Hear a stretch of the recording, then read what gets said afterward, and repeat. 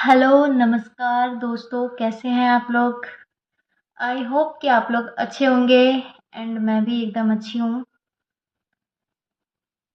सभी को good morning, दिल से सभी को गुड मॉर्निंग। चलिए, गुड मॉर्निंग सबको ही बोल दीजिए, ठीक है? Good morning. चलिए, कैसे हैं आप लोग? ठीक है? पढ़ाई चल रही है अच्छे से? चलिए, ठीक है। देखिए, कल की क्लास में हम लोगों ने कहाँ तक करी थी? कल की क्लास हम लोगों ने लास्ट कहाँ तक पढ़ाई किए थे? विशेषताएं, लैंगिक जनन की विशेषताएं हम लोगों ने पढ़ी थी। जिसमें देखिए लैंगिक लैंगिक जनन में क्या होता है, युग्मनज का निर्माण होता है। लैंगिक जनन से क्या होता है, उत्पन्न संतान अपने जनक से समान नहीं होता है। ये सब के बारे में हम लोगों ने पढ़ी थी। और लैंगिक जनन में क्या होता है कि दो जनकों का उसमें आवश्यकता होती है, नर युग्मक और मादा युग्मक। ठीक है? नर जनन और नर जनक होता है एक, और मादा जनक, ठीक है, दो होता है, एक नर और एक मादा। इसमें दो जनक का क्या होता है, आवश्यकता होता है लैंगिक जन्म में। ठीक है? ये सब के बारे में हम लोगों ने कल की क्लास में पढ़ी थी। चलिए, आज की क्लास में हम लोग पढ़ने वाले हैं, कुछ पॉइंट है, वही पॉइंट को आप लोग आज हम लोग समझते हैं कि पॉइंट क्या है। चलिए, आप लोग पहले क्या करते हैं, क्लास में जो भी नए स्टूडेंट हैं वो जल्दी से फटाफट आप लोग चैनल को सब्सक्राइब कर दीजिए एंड शेयर भी कर दीजिए और लाइक जरूर करिएगा। ठीक है? चलिए, देखिए पॉइंट क्या है, ये एक पॉइंट है, महत्वपूर्ण पॉइंट क्या है, लैंगिक जनन। देखिए इसमें क्या बोलता है कि लैंगिक जनन होता किसमें, अगर पूछेगा लैंगिक जनन किसमें होता है, तो देखिए क्या होता है कि लैंगिक जनन उच्च वर्गीय जीवों और पौधों में होता है। आप लोग को मतलब मनुष्य में या फिर इधर जीवों में तो आसान तरीके से होता ही होता है, लेकिन क्या है ना कि पौधों में भी लैंगिक जनन होता है। पौधों में भी क्या होता है, लैंगिक जनन होता है। और ये कैसे होता है ये भी आप लोग को मैं समझाऊंगी इस क्लास में कि पौधों में कैसे होता है। ऐसे तो जीवों में तो हो जाता है आसान तरीके से, कोई दिक्कत नहीं है, लेकिन पौधों में कैसे होता है ये भी आप लोग को समझाएंगे। ठीक है? देखिए क्या होता है कि लैंगिक जनन उच्च वर्गीय जीवों और पौधों में होता है। लैंगिक जनन किसमें होता है, जीवों में भी होता है और पौधों में भी होता है। लैंगिक जनन क्या होता है, जीवों में भी होता है और पौधों में भी होता है, दोनों में होता है। ठीक है? देखिए नेक्स्ट पॉइंट क्या है, नर और मादा युग्मक अगुणित होते हैं। नर और मादा युग्मक क्या होते हैं, अगुणित होते हैं, क्योंकि इनका निर्माण अर्धसूत्री विभाजन के फलस्वरूप होता है। आप लोग अर्धसूत्री विभाजन, समसूत्री विभाजन ये सब क्लास 12th में भी पढ़े होंगे आप लोग। जो बच्चे class 12th, sorry 11th, class 11th में आप लोग पढ़े होंगे अच्छी से इस सब के बारे में, अर्धसूत्री और समसूत्री विभाजन कैसे होता है, क्या होता है। देखिए नर और मादा युग्मक क्या होता है, अगुणित होते हैं, क्योंकि इनका निर्माण अर्धसूत्री विभाजन के फलस्वरूप होता है। अब आप लोग का क्वेश्चन होगा कि ये नर और मादा युग्मक अगुणित होता है, मतलब अगुणित क्या है, ये अगुणित मतलब मन में तो ये क्वेश्चन उठता ही उठता होगा कि ये अगुणित क्या है, मतलब ये समझ ही नहीं पाए कि नर और मादा युग्मक अगुणित होता है। ये तो हम ठीक है पढ़ लिए, नर मादा युग्मक अगुणित होता है, लेकिन ये अगुणित मतलब है ही क्या, ये है इसमें क्या होता है। तो नर नर और मादा क्या होता है, अगुणित होता है, तो अगुणित को क्या बोला जाता है, हैप्लॉइड। इसका इंग्लिश क्या होता है, हैप्लॉइड होता है, हैप्लॉइड। ठीक है? इसको हैप्लॉइड बोलते हैं। चलिए इसको समझते हैं क्या होता है। ठीक, आप लोग को समझाते हैं अगुणित क्या होता है, और अर्धसूत्री विभाजन और समसूत्री विभाजन इसके बारे में भी थोड़ा सा आप लोग को, अर्धसूत्री इसके बारे में भी आप लोग को थोड़ा सा समझा देंगे अगर भूल गए होंगे तो। ठीक है? चलिए देखिए, एक मान लीजिए ये एक, इसको समझते हैं ऐसे,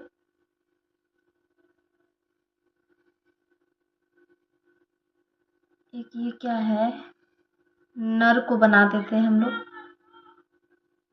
ठीक है? एक नर को बना देते हैं। आप लोग समझिए इसको अच्छे से, बस ऐसे मैं बना दे रही हूँ, ठीक है।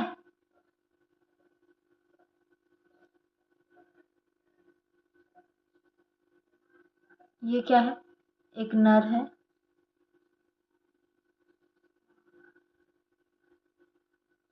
ये क्या है, एक नर है, ठीक है। और एक बना देते हैं हम लोग मादा, यहाँ पे एक बना देती हूँ।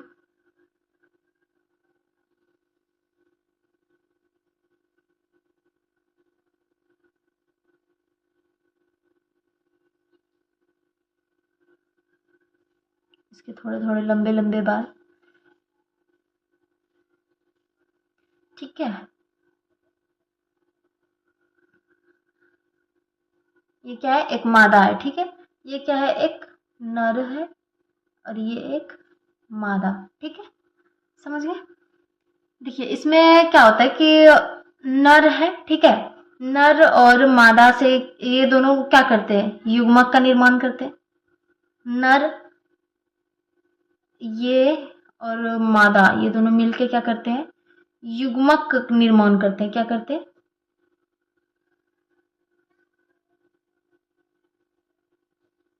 युग्मक क्या करते हैं, निर्माण करते हैं, ठीक है। युग्मक का ये लोग निर्माण करते हैं। उसके बाद देखिए इसमें क्या होता है कि ये नर से क्या होता है, नर से शुक्राणु आता है, नर से शुक्राणु, ठीक है, स्पर्म। और मादा से क्या होता है, अंडाणु, ठीक है। नर से क्या होता है, शुक्राणु आता है, और मादा से अंडाणु। ये दोनों क्या करते हैं, मिलकर युग्मक का निर्माण करता है, ठीक है। इसके बीच में क्या होता है कि अर्धसूत्री विभाजन होता है। इसके बीच में क्या होता है, अर्धसूत्री विभाजन। लिखिए अर्धसूत्री, अर्धसूत्री विभाजन, ठीक है। अर्धसूत्री विभाजन होता है इसके बीच में। देखिए नर में कितना क्रोमोसोम अगर पूछेगा कि कितना होता है नर में, तो 46 होता है। और फीमेल में भी 46 होता है, दोनों में 46 होता है। इसको क्या बोलता है, गुणसूत्र, ठीक है। नर में भी 46 और इसमें भी 46, ठीक है। इसमें क्या होता है कि ये अपना 23 गुणसूत्र इसको दे देता है, मतलब 46 का आधा, ये भी अपना 23 दे देता है। ये दोनों मिलके क्या करते हैं, ये दोनों मिलके दोनों का आधा आधा गुण आया, ये पूरा कंप्लीट 46 हो जाता है युग्मनज, ठीक है। ये क्या करता है, युग्मनज बना लेता है, ठीक है। और ये फिर क्या हो जाता है, संतान, इसी को क्या कहते हैं, संतान उत्पन्न हो जाता है। फिर उसके बाद छोटा सा ये छोटा सा बेबी हो जाता है, ठीक है। संतान हो गया ये, समझ गए। ये क्या किया, मतलब ये एक नर है एक मादा है, नर से शुक्राणु और मादा से अंडाणु, ठीक है। और ये दोनों मिलके क्या किया, युग्मक का निर्माण किया, अर्धसूत्री विभाजन हुआ ये दोनों में, और युग्मक का निर्माण हुआ। ये अपना आधा गुण दिया, ये मादा भी अपना आधा गुण दिया, और ये दोनों को आधा आधा गुण दोनों का हुआ। उसके बाद क्या हुआ, एक युग्मनज का निर्माण हुआ। और ये पूरा मतलब दोनों का गुण मिला के आधा आधा ये दी आधा वो दी, दोनों मिला के पूरा हो गया। ये पूरा गुण आ गया इसमें, आधा माँ का आ गया, माँ का आ गया, आधा पिता का आ गया, ठीक है। और एक संतान हो गई, ठीक है। अब देखिए आप लोग बोलेगा कि ये अगुणित के बारे में, ठीक है। इसमें क्या होता है कि जैसे 46 है, ठीक है। इसमें क्या होता है, 46 गुणसूत्र है, 46 गुणसूत्र है ना, 46 गुणसूत्र है। ये क्या किया, आधा हो गया, मतलब अगुणित, मतलब अर्धसूत्री विभाजन। इसमें क्या होता है, अर्धसूत्री विभाजन मतलब मियोसिस डिवीजन। अर्धसूत्री विभाजन मतलब मियोसिस डिवीजन। देखिए ये क्या हुआ, 23 इधर हो गया, 23 इधर हो गया इस साइड में। फिर उसके बाद क्या किया, ई अपना 23 इसको दे दिया, इधर हो गया, फिर 23 इधर हो गया, फिर ये 23 इधर हो गया, फिर ये 23 इधर हो गया, ऐसे होता है। ये क्या हो गया, मियोसिस, MAIOSIS, मियोसिस। डिवीजन क्या हो गया, डिवीजन, ठीक है, डिवीजन, ठीक। उसके बाद देखिए द्विगुणित, इसको क्या बोला जाता है, यहाँ पे क्या है, ये द्विगुणित है, द्विगुणित है, ठीक है, इसको 2n बोला जाता है। और यहाँ पे ये क्या हो जाता है कि अगुणित हो जाता है, मतलब इसके बाद ये टूटेगा नहीं। यहाँ पे 46 है तो यहाँ पे द्विगुणित है, यहाँ पे क्या होता है, अब ये टूट दो पार्ट में नहीं टूटता है क्योंकि यहाँ 23 23 हो जाता है, यहाँ पे क्या हो गया, द्विगुणित से अगुणित हो जाता है, अगुणित, इसको क्या बोलते हैं, एन भी बोलते हैं, ठीक है, अगुणित हो जाता है ये। बस इसी को बोला जाता है, यही है और कुछ नहीं है। अर्धसूत्री विभाजन इसी को बोला जाता है, मतलब आधा। अर्धसूत्री विभाजन मतलब गुणसूत्रों को क्या करता है, आधा, ठीक है, अर्धसूत्री विभाजन। समझ गए आप लोग, समझ में आ रही है चीजें आप लोग को। देखिए इसमें क्या है, नर मादा ये दोनों क्या हुआ, मिला, अर्धसूत्री विभाजन हुआ, युग्मनज का निर्माण किया, इससे शुक्राणु, इससे अंडाणु, इसका 23 मिला गुणसूत्र, इसका 23 गुणसूत्र मिला, और ये पूरा क्या हुआ, 46 गुणसूत्र कंप्लीट करके युग्मनज का निर्माण किया और एक संतान, युग्मनज से एक संतान का निर्माण हुआ, ठीक है। अर्धसूत्री विभाजन क्या होता है, पहले 46 होता है, माता का इधर, फिर क्या हुआ, वो 23 23 में दो पार्ट में हो गया डिवाइस। उसके बाद क्या हुआ, फिर ये अपना 23 इधर दे दिया, 23 उधर दे दिया। उसके बाद ये क्या हो गया, द्विगुणित, मतलब यहाँ पे क्या था, 46 है तो ये द्विगुणित है, और जैसे यहाँ पे ये आधा आधा पार्ट में बट गया तो यहाँ पे अगुणित हो गया, ठीक है, समझ गए आप लोग। चलिए देखिए इसमें क्या होता है कि मानव जैसे है, एक आप लोग को स्टार चिन्ह बना के समझाते हैं। देखिए पहले मानव है, ठीक है, मानव क्या किया, वृद्धि किया, क्या क्या, वृद्धि किया, ठीक है, फिर वृद्धि करके क्या हुआ, वो किशोरावस्था में आया,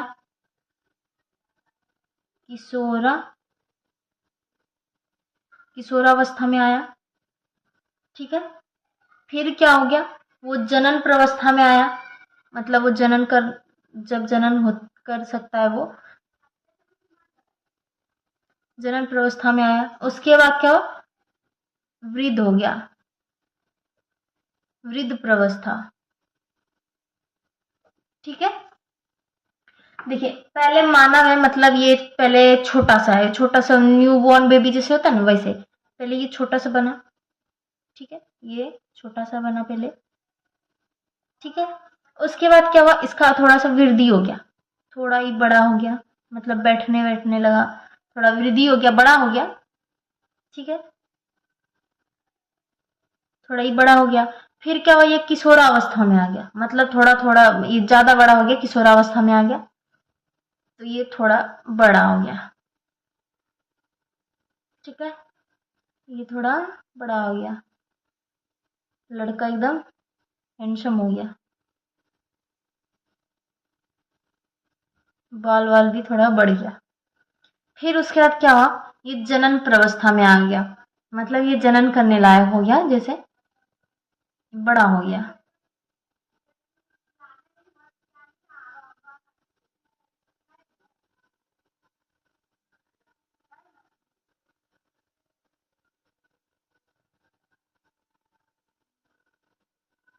ठीक है। उसके बाद क्या, ये बूढ़ा हो गया थोड़ा, उसके बाद फिर बूढ़ा हो गया,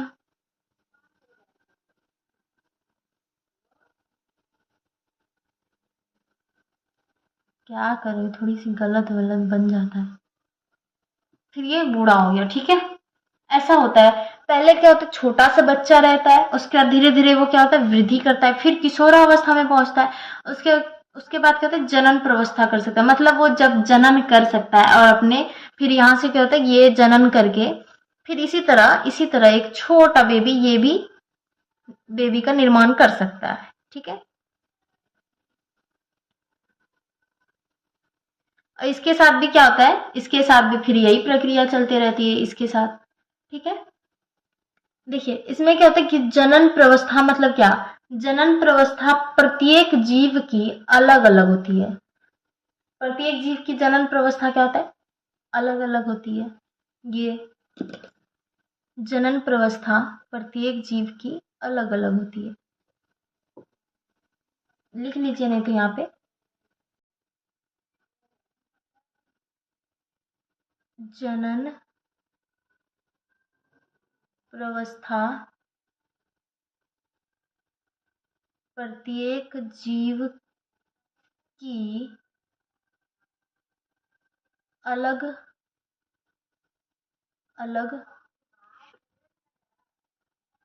होती है। ठीक है, जनन प्रवस्था प्रत्येक जीव की अलग अलग होती है। ठीक है, उसी तरह अगर देखिएगा आप लोग कि पादप में, अगर मान लीजिए पौधे में, आप लोग को तो बताया कि जीव में भी होता है लैंगिक जनन और पौधों में भी होता है कि नहीं। ठीक है, तो देखिए पौधे में क्या होता है कि पौधे में भी ऐसा ही कुछ होता है। पहले पादप होता है वो, ठीक है, फिर यहाँ से कहता है वो वृद्धि करता है। उसके बाद क्या होता है कि ये कायिक प्रवस्था में पहुंचता है।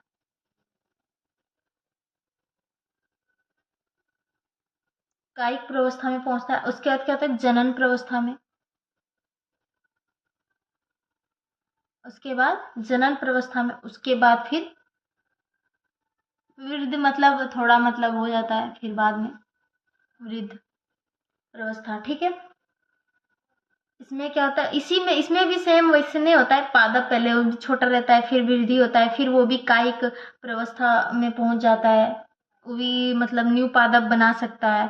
फिर जनन प्रवस्था, सॉरी, कायिक प्रवस्था के बाद जनन, वो भी जब जनन कर सकता है।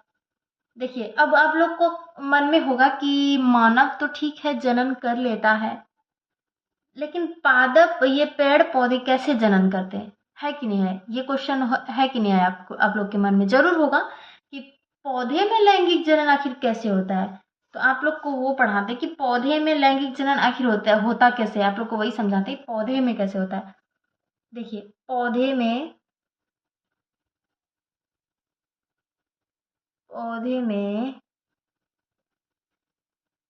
लैंगिक जनन कैसे होता है, यही ना। तो देखिए इसमें क्या होता है कि पौधे में क्या होता है कि लैंगिक पहले अंग पाया जाता है। ठीक है, पौधे में लैंगिक जनन कैसे करेगा, उसमें लैंगिक अंग होगा तभी तो वो जनन करेगा। तो इसमें क्या होता है कि पौधे में लैंगिक अंग होता है, अंग पहले पाए जाते हैं, अंग पाए जाते हैं। फिर क्या होता है कि वह नर व मादा युग्मक का निर्माण करता है। ये नर व मादा युग्मक का क्या करते हैं, निर्माण करते हैं। ठीक है,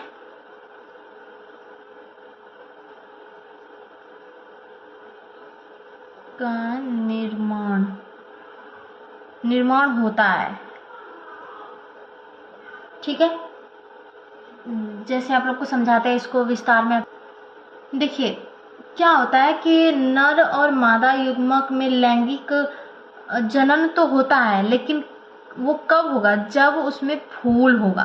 ठीक है, जब उसमें फूल रहता है, फ्लावर रहता है, तभी वो लैंगिक जनन कर सकता है। ठीक है, अब देखिए उसमें क्या होता है कि फूल में कैसे होता है, आप लोग का ये क्वेश्चन रहेगा कि फूल में कैसे होता है, वो फूल कैसे मतलब लैंगिक जनन करेगा पौधे में, ये क्या मतलब होता है ना कि क्वेश्चन वगैरह आता है, फूल में कैसे होगा, पता नहीं। तो चलिए उसको समझते हैं कि फूल में कैसे होता है। देखिए फूल में क्या होता है, सबसे ये महत्वपूर्ण टॉपिक है, ये बहुत ही इम्पोर्टेंट है, महत्वपूर्ण बहुत ही ज़्यादा है, ये बहुत ही महत्वपूर्ण है, आप लोग अच्छे से इसको समझिएगा। ठीक है, देखिए लैंगिक अंग, उसमें क्या होता है, एक फूल होता है। पौधे में लैंगिक जनन तो होता है, लेकिन वो अंग उसमें पाया जाता है, तो वो अंग क्या है, फूल है, ठीक है। फूल है वो लैंगिक अंग, ठीक है, जो कि जनन कर सकता है। तो देखिए अब फूल में कैसे होता है। फूल में एक होता है पुमंग। क्या होता है? पुमंग। चलिए इसको लिखते हैं। फूल में क्या होता है? पुमंग। और एक क्या होता है? और एक क्या होता है? जयांग। क्या क्या लिखा जा रहा है? जयांग। एंड्रोसियम। पुमंग का इंग्लिश क्या होता है? एंड्रोसियम। पुमंग का क्या होता है? पुमंग का इंग्लिश होता है एंड्रोसियम।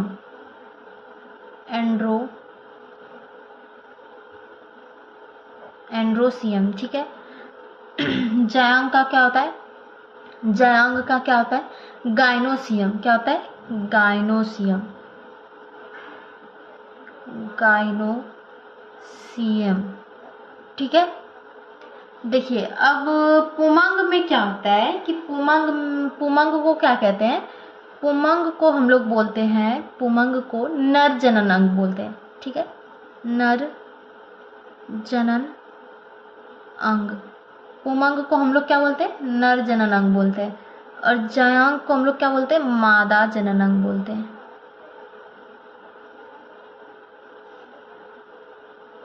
ठीक है। इसमें क्या होता है? परागकण का निर्माण होता है। और इसमें क्या होता है? अंडाणु का निर्माण होता है। इसमें क्या होता है?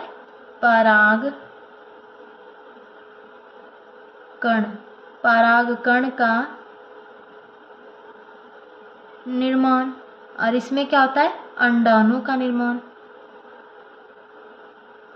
अंडाणु का निर्माण, ठीक है। समझ गए? देखिए इसका अगर आप लोग को फिगर दिखाएं तो आप लोग क्या इस तरह देखें, जैसे कि ये ऐसे होता है, ऐसे करके ऐसे होता है।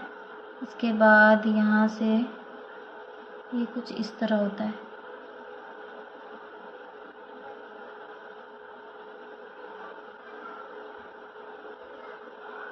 कुछ इस तरह, इस प्रकार होता है, ठीक है।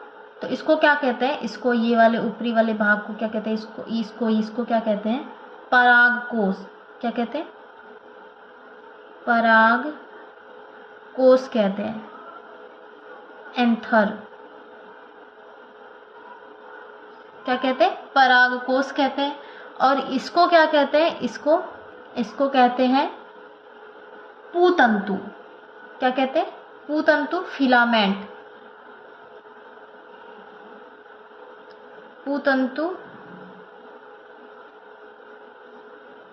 इंग्लिश में कहते हैं फिलामेंट, ठीक है। देखिए अब इसमें ये तो दिखता है, ये पुमंग ऐसे दिखता है, नर जनन अंग ऐसे कुछ दिखता है फूलों में, ठीक है। और जयांग मादा का कैसे दिखता है? तो ये कुछ इस प्रकार होता है, यहाँ पे ऐसे करके,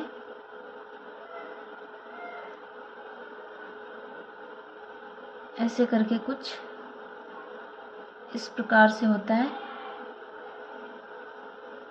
यहाँ पे ऐसे करके होता है कुछ,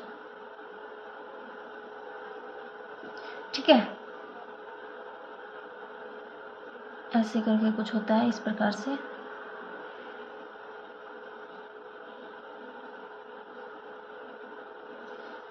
ठीक है। इसको ऊपर वाले इस हिस्से को क्या कहते हैं? स्टिग्मा कहते हैं। क्या कहते हैं? स्टिग्मा। इस वाले हिस्से को क्या कहते हैं? स्टाइल। क्या कहते हैं? स्टाइल कहते हैं। स्टाइल। इसको क्या कहते हैं? ओवरी। क्या कहते हैं? ओवरी कहते हैं। और ये वाला जो अंदर में जो ये पार्ट है, इसको क्या कहते हैं? ये जो अंदर में पार्ट है इसको कहते हैं अंडाणु, ओव्यूल। क्या कहते हैं? अंडाणु।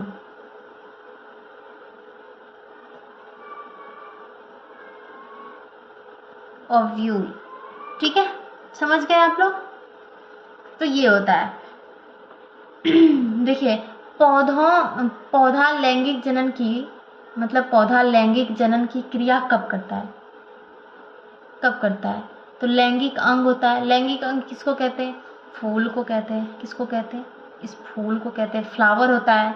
सेक्सुअल ऑर्गेन ये फूल से होता है। तो यहाँ पे आप लोग इस पॉइंट को भी लिख लीजिए तो अच्छा ही रहेगा कि पौधा लैंगिक जनन की क्रिया कब करता है। लिखिए, पौधे लैंगिक जनन की क्रिया कब करता है। तो ये क्या करता है, कब करता है? उसमें क्या होता है? लैंगिक अंग होता है। क्या होता है इसमें? लैंगिक अंग होता है। होता है कि नहीं होता है? सेक्सुअल ऑर्गेन होता है।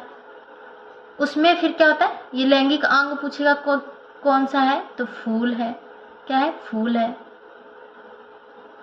ठीक है, ये फूल अब देखिए इसमें क्या होता है कि किसी पेड़ में बहुत मतलब किसी पेड़ में एक साल छोड़ छोड़ के फूल आता है, मतलब बहुत तरीके से होता है ना। तो उस सब के बारे में होता है कि वो लैंगिक जनन कैसे करते हैं, क्या करते हैं, उस सब के बारे में पढ़ेंगे हम लोग। ये आप लोग को समझ में आए। फ्लावर में क्या होता है? फ्लावर में एक मतलब फूल में होता है पुमंग और एक जयांग। पुमंग में क्या होता है कि नर जनन अंग होता है और मादा जनन अंग होता है। जयांग क्या है? मादा जनन अंग है। ठीक है, एंड्रोसियम और ये गाइनोसियम। ठीक है, इसमें क्या होता है? नर जनन अंग होता है, इसमें क्या होता है? मादा जनन अंग। ये नर जनन अंग में क्या होता है? परागकण का निर्माण करता है ये पुमंग, और ये जयांग क्या करता है? अंडाणु का निर्माण करता है। इसका फिगर कुछ इस तरह है। ठीक है, और इसका कुछ इस तरह है। तो क्या आप लोग को चीजें समझ में आई आज की क्लास की? देखिए, आप लोग धीरे धीरे सब समझ जाओगे, बस अच्छे से पढ़ते रहिए। आप लोग चीजें आप लोग को समझ में आएगी तो आप लोग जरूर कमेंट करिएगा। ठीक है, तो ये होता है। साथ साथ आप लोग नोट्स बनाते जाइएगा, तब क्या होता है कि ज़्यादा हार्ड नहीं लगेगा कि बाप रे हमको नोट्स भी बनाना है, ऐसा कुछ नहीं लगेगा। साथ में पढ़ते भी जाइएगा और नोट्स बनते जाएगा आप लोग का। और मेरा जो ये क्लास है इसमें क्या है कि आप लोग को मैं कॉपी में लिख लिख के पढ़ाती हूँ और समझाती हूँ। बिल्कुल स्टार्टिंग से आप लोग का नोट्स बनते रहेगा। अगर आप इसमें पढ़ते रहिएगा ऐसे तो आपका एक भी कुछ भी छूटेगा नहीं और बहुत अच्छी तरीके से आप लोग का नोट्स कंप्लीट हो जाएगा, पूरी तरह से बन जाएगा। ठीक है, और एक एक चीज़ को आप लोग समझ भी जाइएगा। और लास्ट में हम लोग MCQ प्रश्न भी करवाएंगे। जब हम लोग एग्ज़ाम के कुछ करीब आ जाएंगे 2-3 मंथ पहले, MCQ प्रश्न भी करवाएंगे, इम्पोर्टेंट सारा क्वेश्चन भी करवाएंगे, सब कुछ करवाएंगे। आप लोग फिक्र मत करिए, बेफिक्र होके बस पढ़ते रहिए। बस अपने मन से ध्यान से पढ़िए। जो भी चीज़ पढ़िएगा ना, चाहे 1 ही घंटा पढ़िए, 2 ही घंटा पढ़िए, लेकिन उसको ध्यान से पढ़िए, पूरा उसका कॉन्सेप्ट को क्लियर करते जाइए। ठीक है, ऐसा नहीं कि 10 घंटा लगा के बैठे हैं, सिर्फ बुक निकाल के बैठे हैं, ऐसे पढ़ रहे हैं फालतू बकवास, कुछ दिमाग में घुस ही नहीं रहा है, इधर से घुस रहा है उधर से निकल रहा है, पता ही नहीं चला क्या पढ़े। इसीलिए जो भी चीज़ पढ़िए उसको ध्यान से पढ़िए, अच्छे से पढ़िए, ताकि वो उसको समझ जाइए। अगर उसको समझ गए तो वो फिर भूलिएगा नहीं। और ये जो है टॉपिक हम लोग का बहुत ही इम्पोर्टेंट टॉपिक है। हम लोग का प्रजनन, रिप्रोडक्शन, हम लोग का यूनिट बहुत ही ज़्यादा इम्पोर्टेंट है। ये आप लोग का इसमें क्या है, एग्ज़ाम में तो क्वेश्चन आएगा ही आएगा, लेकिन क्या है हम लोग का जो ये जीवन है, हम लोग इसमें क्या है, अपने शरीर के बारे में पढ़ रहे हैं। हम लोग अपने शरीर के बारे में, हमारे शरीर में क्या क्या होता है, कैसे क्या है नहीं है, इस सब के बारे में पढ़ रहे हैं। पेड़ पौधे हम लोगों ने तो बहुत सारे देखे, फूल भी बहुत सुंदर सुंदर देखे हैं, लेकिन उसमें क्या होता है नहीं होता है, ये कैसे इतने सुंदर होते हैं, ये कैसे होते हैं, इस सब के बारे में तो हम लोग को नहीं पता है। तो उसके बारे में हम लोग पढ़ रहे हैं, तो ये कुछ गलत नहीं है, बहुत ही अच्छा है। सिर्फ ये एग्ज़ाम के लिए ही इम्पोर्टेंट नहीं है, ये अपने जीवन लाइफ के लिए भी बहुत ज़्यादा इम्पोर्टेंट है। लाइफ में भी ये जानकारी होना बेहद ज़रूरी है। ये सब के बारे में, रिप्रोडक्शन के बारे में तो बिल्कुल जानकारी होना ही चाहिए। हर एक मतलब मेल को फीमेल को होना बहुत बेहद ज़रूरी है इसके बारे में। ये बहुत ही ज़्यादा इम्पोर्टेंट टॉपिक है। ठीक है, चलिए तो आज की क्लास यहीं तक। क्या आप लोग को समझ में आई? येस या नो कमेंट करिएगा, प्यारा प्यारा। मिलते हैं हम लोग नेक्स्ट क्लास में। ठीक है। चलिए यहीं पे क्लास को क्या करते हैं, एंड करते हैं। तब तक के लिए सभी को बाय बाय, टेक केयर, अच्छे से पढ़ते रहिए, ठीक है।